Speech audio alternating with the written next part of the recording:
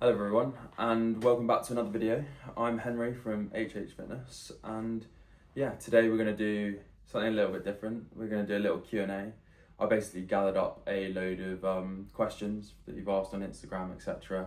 through WhatsApp, and I'm going to answer a few today. So we'll get into it. If you feel like you're stuck and you want some help with your fitness and you're a mother over 40 and you just don't really know where your purpose is, where to start, comment rediscover at the bottom of this video in the comment section and I will get back to you as soon as possible. So question 1 is, who are you and what do you do? So basically I am an online fitness coach and I coach mums over 40 who most of them, their children have flown the nest, etc., and they want to rediscover their purpose, find their fitness, or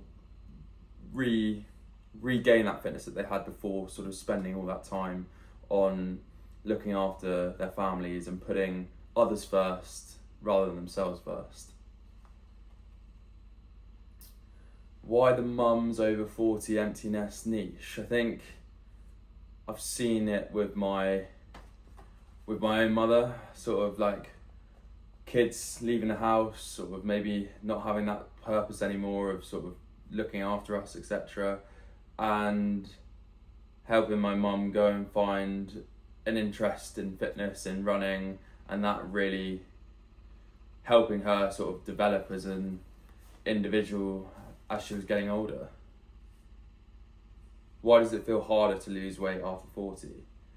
That's just because life is different. You haven't got the same body that you had in your 20s.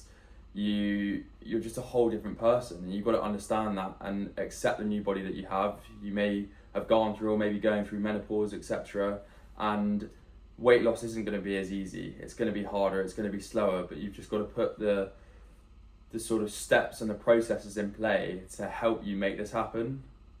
And it will feel harder because it is a longer process, but you've just got to back yourself, listen to those around you, get that support network in place and potentially that coach, and help you move forward through the process.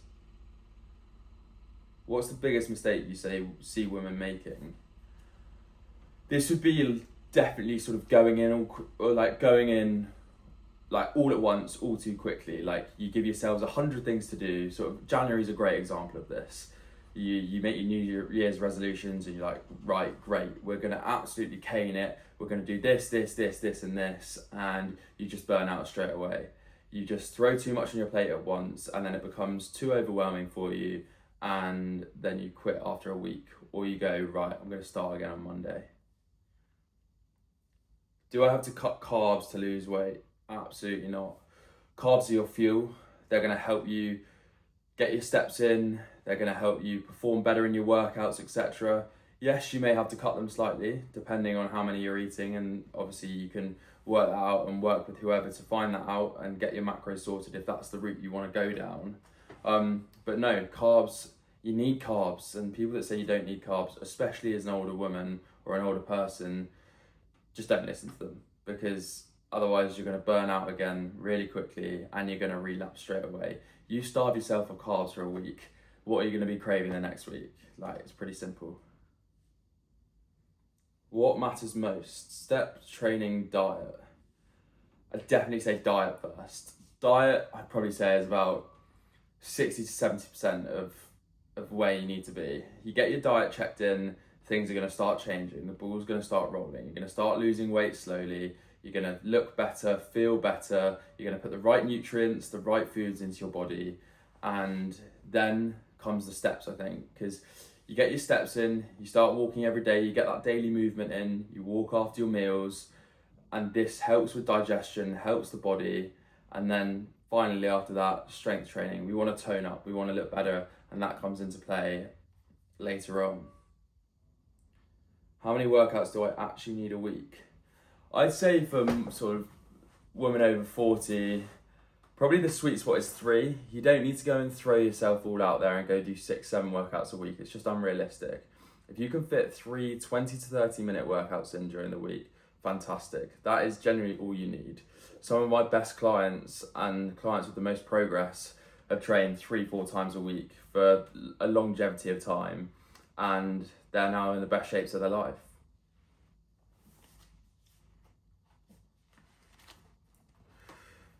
How do I lose weight without giving up weekends and social life? Well, it's just not overdoing it when you go out for meals. Say at the weekend, you know you're going out for a meal at the weekend, or you know you're going out for drinks. Basically, you can use what's called calorie banking and save some calories earlier on in the week. So your normal level threshold will be along there like that. And then at the weekend, you're going up. So basically, during the week, go a little bit further down on the calories. So then you've got more calories to spend at the weekend. I know the hand movements there and the sort of like me showing it like that probably doesn't help that much. But yeah, that's the same when it goes like also sort of with drinks choices as well and that sort of thing, you know. If you know you're going out, and this is more aimed at men to be fair, but if you know you're going out and you like your beers, etc., maybe change that to sort of a gin and tonic at the weekend. And then for women, it's just navigating the weekends carefully and just making smarter choices when it comes to takeaways, etc. You know, you might love a Domino's pizza, but actually getting an Indian is probably a better shout.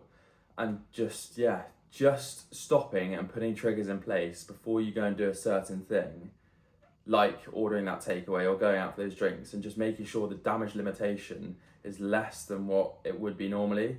And then you don't have that, oh, fuck it, let's restart Monday sort of mindset. You just navigate through the week. What do I do about late night snacking and cravings? I'd say two things here. One would be just get more protein in with every meal. More protein in with every meal is going to fill you up, and you can't argue against that. It does. And then secondly, I'd go create yourself sort of a nighttime routine, especially in the week. Sort of once you've eaten, you close up the kitchen, nothing's open again, no cupboards are open. And then the sooner you brush your teeth after that last meal, you get that done early, and then you don't want to eat again because you've obviously just cleaned your teeth. And it's just putting little steps into play like that, little parts of your routine that are going to help you benefit in the long run. The scales aren't dropping. Does this mean it's not working? Absolutely not. And especially when you're at the beginning of a fat loss journey, a weight loss journey, etc., your fat cells they'll normally be this size, let's say for example, and they'll have food in them, fat in them. And obviously these fat cells are going to lose the fat, lose the food, because you're probably eating a little bit less. You're in a bit more of a calorie deficit. So they're going to be filled up by water to start with, these cells. And it's going to take a while for them to decrease in size. So you might not necessarily lose weight straight away. And there's also loads of other factors in there as well.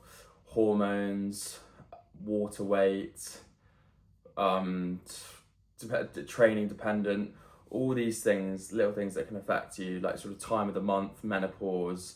And yeah, you'll definitely be doing everything right, especially if you're working with a coach, and you've just got to wait, keep putting the practices and the processes in that they're giving you, and eventually the weight will drop. How do I tone up without getting bulky? That's just silly question, really. How do I tone up without getting bulky? So obviously this just depends on how much protein you're eating and the weights that you're lifting. If you're not lifting ridiculously heavy weights and you're not eating 200 grams of protein a day, which probably women in my niche won't be doing, you're not going to bulk up and you're going to tone up nicely. So don't worry about that. What's the simplest start today plan? Okay, so if I was to give you a little starter pack, I'd go step count first. We'll look at sort of 8 to 10,000 steps a day. If you can't get to that, then you just work before and go to maybe 4,000 or 5,000 steps a day, and then you work up slowly to that sort of 8 to 10,000 sweet spot. Then secondly, I'd say just protein with every meal. This is just so important to help the muscle growth, help muscle repair, and keep you functioning throughout the week. And then I'd go 3 sessions per week, or 2 to 3 sessions per week. Just a bit of strength work, just to continue that sort of, what's the word I'm looking for here? Just continue that momentum and build up that strength, etc. And then also finally a planned treat at some time during the day, whether it be a little evening snack or in between your lunch and dinner, just a little go-to that you have set in stone every day, and it sort of helps that sweet tooth and gives you that, gives you that sweet treat that you can look forward to every day. What did the army teach you that you still use now? Quite a lot, to be fair. Before I joined the army, I wasn't disciplined. I didn't really know what I wanted from life. Let's talk about the discipline. So I think when it comes to discipline, before I had zero, and now post the army, I get up at the same time every day. I go to the bed at the same time during the week. I eat healthily. I'll let myself have that treat at the weekend, but I know that I've reset during the week, the next week. And yeah, I say that is brought into my work as well and brought into the business. And then that comes across when I'm contacting my clients every day, making sure they're doing well, making sure they're putting the right steps into play, making sure I'm giving them the right steps to get the best results possible, because at the end of the day, that's what I want and that's what they want. What does your own training look like right now?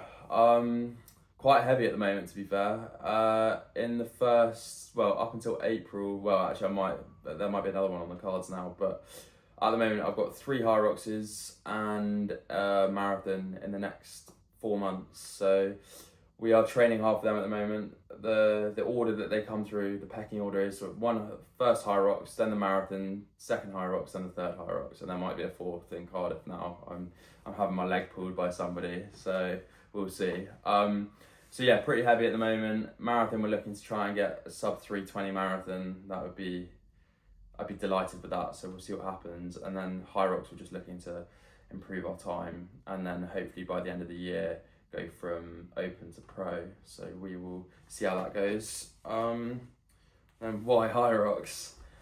I like it because it's just accessible to everyone, and I like the balance between the strength work, but then also the running, the sort of doing work under fatigue, and it just builds up your VO2 max, it builds up your strength, it's building up all the right areas, training the right areas, and keeping me as healthy as possible. And you can do it with other people as well. It's really easy to access. You can train with people better than you. Same for running as well. And it's not restrictive in that way. And I like that. What's your biggest challenge been so far as a coach? That's a great question. I think what I've found challenging so far is not everybody's going to buy in. And I've struggled when I've had clients that have struggled because they're just not buying into sort of what I'm giving them in the process, and they don't check in weekly. They miss their calls with you. They don't fill in the sort of like habit trackers that I'm asking them to fill in. And when you don't do this, you don't get results. And I just find it really hard when somebody's paying me to get results and they're not, but essentially they're not putting the work in, and it's finding a way of trying to get them to put the work in as well, and sort of break it down and go step by step. Yeah, I don't really know where I'm going with this, but yeah, that's tough at times. Like, because at the end of the day, I want to see you progress, and you want to see you progress as well. And I pride myself on getting results. So when I have a client that it doesn't work out for, that is definitely really challenging. What's your coaching philosophy in one sentence? Do the basics consistently, but enjoy your life at the same time. That's very much like aligned with me as well, and my training and also my social life as well. Yeah, I think that's nice. What makes HH Fitness and the Rediscover You program different?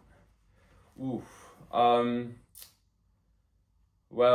A, I've got a very different background to a lot of coaches out there, and B, I'm targeting a completely different audience at the moment. I'm targeting an important audience, an audience that's sort of forgotten about as well. Sort of the mums over 40, the sort of the kids have flown a nest niche. You know, I want these mothers to rediscover themselves. I want them to find their sense of purpose again, and it may be in a different way to what they've experienced before. But yeah, I just think it's a bit of an untapped market, and you should and I will back you the whole way through the process, and I won't give up on you either. What's one misconception people have about getting in shape? People think results are going to come tomorrow. You know, they think they're going to start seeing results straight away. Yes, after a couple of weeks, you might see a couple of little changes, but it's not a 2-week process. It's a 3-month process, a 6-month process. It might even be a year. Like, you're not going to get results straight away, and you've just got to put the hard work. Put the hard work in, and it's not motivation all the time. Like, you can be motivated by little bits here and there, but essentially, what's going to get you through is building that discipline and building those small habits, putting you in place, put them in place to create that new person, because you are becoming a new person. You're changing, your body's changing, your mentality's changing, and that comes through these small habit changes. What's something people don't know about you? I think some people, like my mates, will know this, but like I genuinely care about people getting results, and I will not stop and I won't stop getting in contact with you, etc. until you've got the results that you want. I want everybody to win.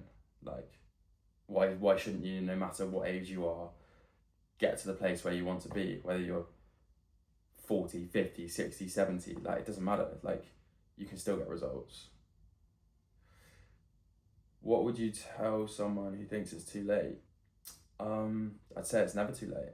Not at all.